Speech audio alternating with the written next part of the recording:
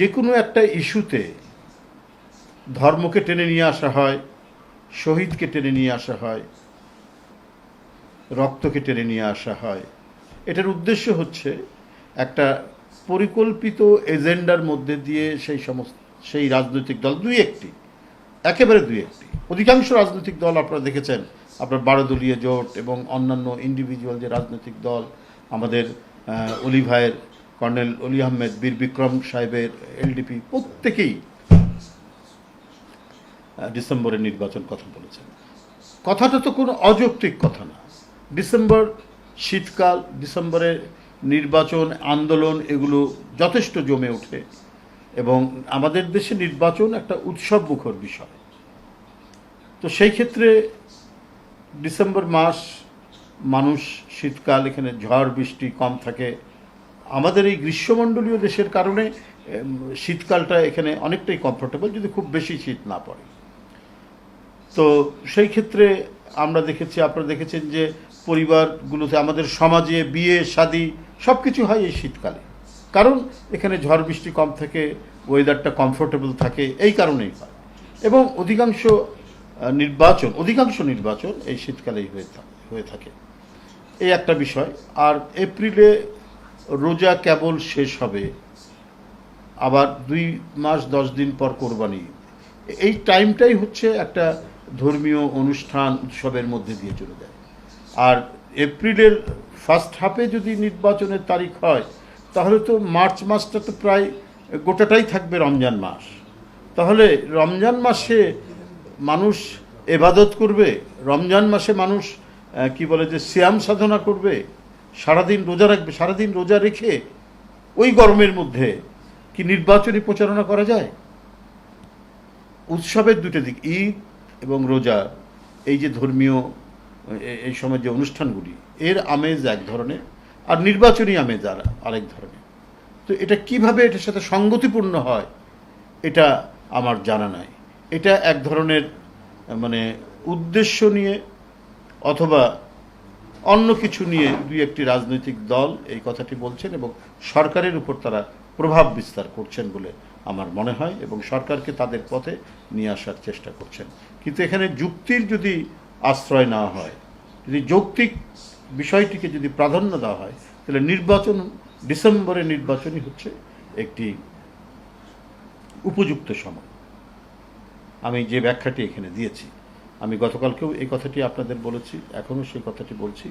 এবং যেটা মনে হচ্ছে যে যেহেতু বিএনপি এটা চাচ্ছে, অতএব এইটাকে করা যাবে না। হ্যাঁ, এটার বিরোধিতা করতে হবে। এক ধরনের ক্রোধ থেকে, এক ধরনের কি বলে যে ক্ষোভ থেকে এই কাজটি করা হচ্ছে। তাহলে এইটা কি শহীদদের উদ্দেশ্য ছিল? শহীদরা যে আত্মদান করেছেন, ছাত্র জনতা, শ্রমিক, তাদের কি উদ্দেশ্য ছিল এইটাই যে বিএনপি যে কথাটা বলবে তার প্রত্যেকটারই বিপরীত কাজ করতে হবে? এটা করা যাবে না। এবং এই সরকারের মধ্যেও এমন কিছু ব্যক্তিবর্গ আছেন, উপদেষ্টা হিসেবে কর্মকর্তারা আছেন, যারা প্রচণ্ড রকমের বিএনপি বিরোধী। তার যে 15-16 বছরের নিরবচ্ছিন্ন আন্দোলন, আত্মত্যাগ, গুম খুন, যেখানে এমপি থেকে শুরু করে, ছাত্র নেতা থেকে শুরু করে নির্বাচিত প্রতিনিধিরা বিএনপির আত্মত্যাগ করেছেন, তাদেরকে গুম করা হয়েছে, তাদেরকে এখনও তাদের হদিশ নেই। এই যে এত বড় যে একটা কন্ট্রিবিউশন, মানে সেটা কিসের জন্য? সেটা একটা অবাধ সুষ্ঠু নির্বাচন এদেশে হোক। এই দেশে জনগণের আন্দোলনের মাধ্যমে যে সমস্ত বিষয়গুলি অর্জিত হয়েছে, এর আগেও গণতান্ত্রিক আন্দোলনের ছাত্ররা জীবন দিয়েছে। সেলিম, দেলোয়ার, তাজুল, আপনার শাহজাহান সিরাজ, আপনার শহীদ জিহাদ, এদের জীবন কি ফালতু ছিল? এরা গণতন্ত্রের জন্য লড়াই করেছে না? 90-এর গণ অভ্যুত্থান যে তৈরি হয়েছে, এটাও গণতন্ত্রের জন্য। আবার সেই গণতন্ত্রকে হত্যা করেছিল শেখ হাসিনা, ফ্যাসিবাদ কায়েম করেছে। নিপীড়ন নির্যাতনের মধ্যে দিয়ে গণতন্ত্রের যে প্রতিষ্ঠানগুলো গড়ে ওঠার কথা, সবগুলোকে সে দুপায়ে একবারে দলন পীড়ন করে ধ্বংস করে দিয়েছিল। সেখান থেকে নিরবচ্ছিন্ন আন্দোলন আমরা করেছি দেশনেত্রী বেগম খালেদা জিয়ার নেতৃত্বে, আমরা করেছি বিএনপির ভারপ্রাপ্ত চেয়ারম্যান তারেক রহমানের নেতৃত্বে। তো সেটার মূল্য নাই, সেটাতে আপনার রক্ত ঝরেনি।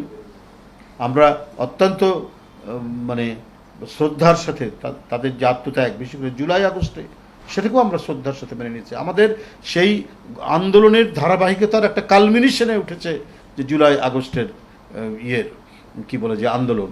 তো 15-16 বছরের আন্দোলন এবং জুলাই আগস্টের আন্দোলন তো বিচ্ছিন্ন কোনো বিষয় না, একই সূত্রে গাঁথা, যে আমরা গণতন্ত্র চাই, আমরা অবাধ সুষ্ঠু নির্বাচন চাই, আমরা একদলীয় একমান্ত্রিক কর্তৃত্ববাদী ফ্যাসিবাদের শাসনের অবসান চাই, আমরা প্রত্যেকটা নাগরিকের তার যে অধিকার সে অধিকার নিশ্চিত হয় আমরা করব।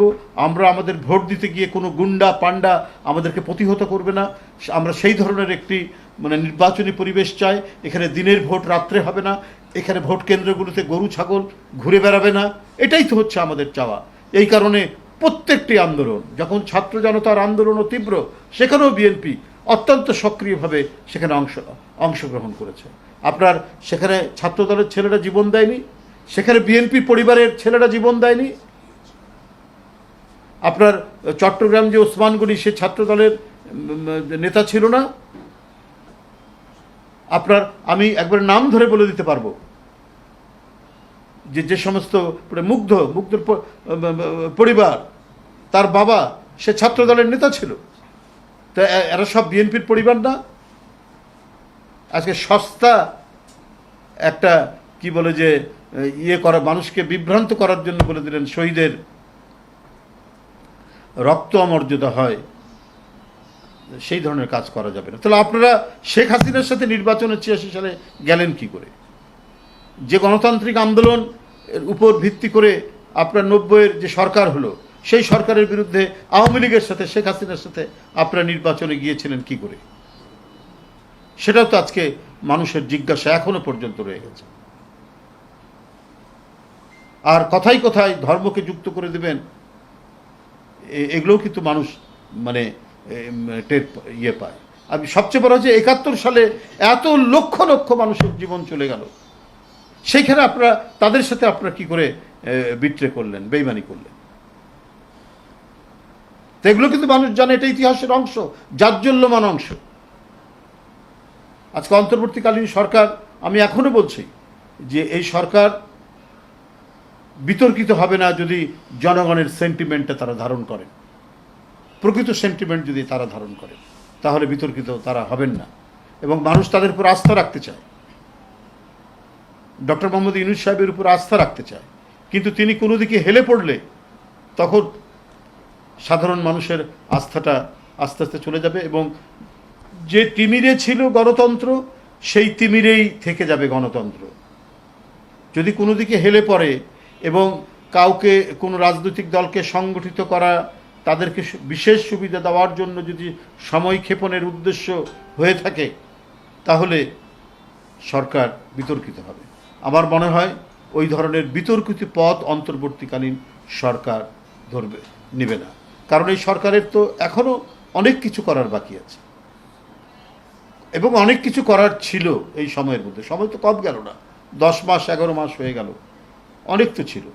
আমি যে সব কিছুই যে খারাপ হয়ে গেছে, ব্যর্থ, সেটা বলবো না। কিছু কিছু ভালো কাজ আছে, আমি এটা অস্বীকার করব না, কিন্তু আরও বেশি ভালো কাজ করার প্রয়োজন ছিল। এই যে কোরবানি ঈদ হয়ে গেল, এই কোরবানি ঈদের মধ্যে মানুষ কি খুব সুখে শান্তিতে ঈদ করতে পেরেছে? চাঁদাবাজির দৌরাত্ম্য ছিল না, আর খুব পরিকল্পিতভাবে চাঁদাবাজিটা, সরকার তো আপনার হাতে, পুলিশ আপনাদের